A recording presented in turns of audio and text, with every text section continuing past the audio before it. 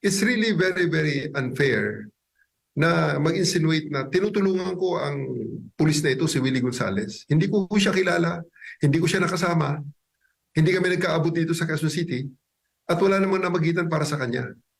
And he is way, way below my salary grade, and he cannot offer me anything para tulungan ko siya at itaya ko ang serbisyo ko para sa kanya.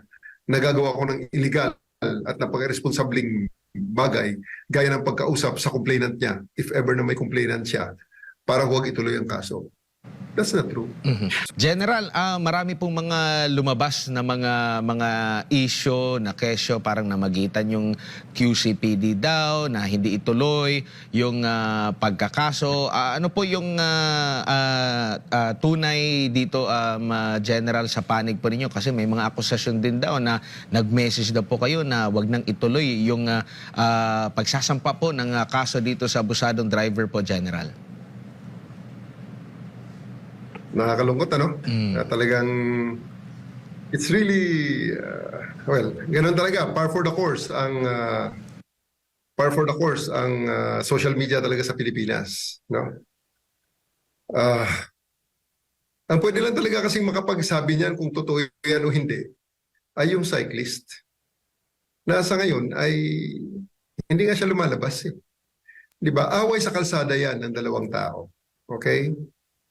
August 8 nangyari, tapos na yan. Supposedly, wala na tayong nalaman dyan kung hindi ito in-upload ng isang tao na to ng 20 days later ang case na yan. Ngayon, yung sinasabi nilang namamagitan ako at tinatakot ng pulis. May isa kasing abogado na nagsabi talaga niyan kanina sa interview niya sa unang umaga. And I really hope na ma-reconsider niya ang kanyang sinabi na ako ang namagitan, pinangalanan talaga ako. Binabalik ko nga ang tanong doon sa mga nag-interviewer kanina. Kung, sige, bakit ko gagawin? Sino ang kalbo na yan? Yung nananakit na yan? Retiradong pulis? Dismissed na pulis? Isang sigurado dyan, sarhento siya at he is way, way below my salary grade. Anong may offer niya sa akin para itaya ko ang aking serbisyo para gawin yung mga in-insinuate na mga tao na ako ang namagitan at ako ba't ako mamagitan dyan? Ano ang aking interest para tulungan ng tao na yan? Hindi ko nakasama yan, hindi ko kilala yan until this incident, until last yesterday na siya ay sumurrender sa akin dahil nga doon sa Facebook post ko na yari kang kalbo ka. Mabuti pang sumurrender ka na lang dahil para hindi na tayo mapagod pareho. Dahil pag hindi siya talaga sumurrender, ipapasearch warrant ko talaga ang bahay niya dahil tama naman yung plate number. Nakuha natin, di ba? Kaapilyado niya yung may-ari. So, di ba? Talagang isi-search warrant namin ang kanyang bahay. Kaya sumurrender. Siguro kilala ako ng tao. Alam niya naman siguro ang pinagkagawa natin dito sa Quezon City na hindi tayo nagbibiro sa mga pronouncement natin dito. So, there's really no reason I don't know him from Adam. Para tulungan ko siya na itataya ko servisyo ko na kukontakin ko yung biker, ang cyclist. Kasi sa totoo lang hanggang ngayon, hindi ko pa nakakausap ng cyclist. Tatatlo ang text ko sa kanya, dadalawa ang sagot niya sa akin. So, that was, the first text was at 4:17. At sinabi ko sa kanya, Sir, ganito, pwede ko ba kayong matawagan?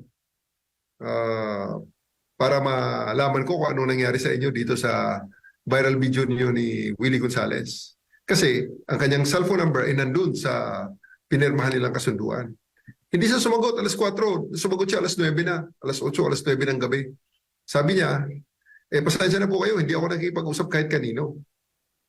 Dahil ako'y naguguluhan na at ako'y natatakot na. Tinanong ko siya, after that, nag-follow ko ng tanong, tanong lang, kinuha mo bang abogado ito si ganito kasi nagsasalita na siya in your behalf.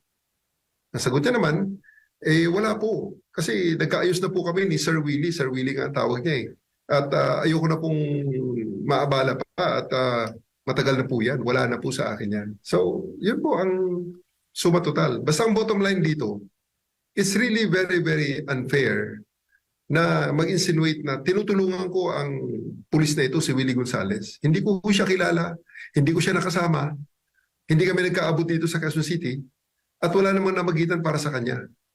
And he is way, way below my salary grade, and he cannot offer me anything para tulungan ko siya at itaya ko ang serbisyo ko para sa kanya. Nagagawa ko ng illegal at napaka-responsabling bagay gaya ng pagkausap sa complainant niya, if ever na may complainant siya, para huwag ituloy ang kaso. That's not true.